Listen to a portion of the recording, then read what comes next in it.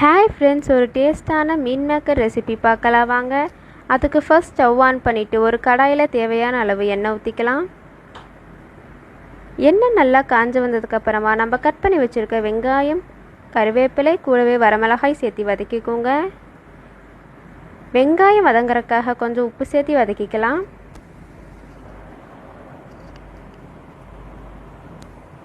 வெங்காயம் நல்லா பொன்னிறமாக வதங்கினதுக்கப்புறமா நம்ம கட் பண்ணி வச்சுருக்க தக்காளி சேர்த்து நல்லா வதக்கிக்கோங்க. கூடவே கொஞ்சம் மஞ்சள்தூள் சேர்த்து பிரட்டிக்கலாம்.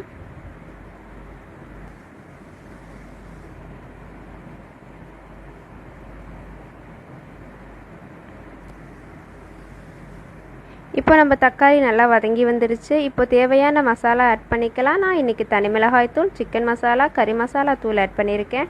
உங்கள் காரத்துக்கு தகுந்த மாதிரி நீங்கள் மசாலா ஆட் பண்ணிக்கலாம்.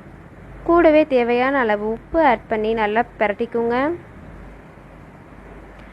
நல்லா மசாலா வாசனை போனதுக்கப்புறமா இப்போ தேவையான அளவு தண்ணி ஊற்றிக்கலாம்.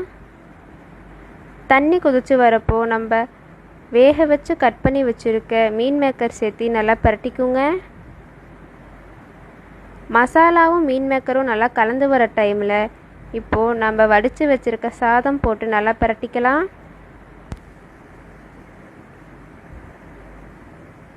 அவ்வளோதான் ஃப்ரெண்ட்ஸ், ஒரு டேஸ்டான மீன் மேக்கர் ரெசிபி ரெடி ஆயிடுச்சு. மறக்காமல் ட்ரை பண்ணி பாருங்கள்.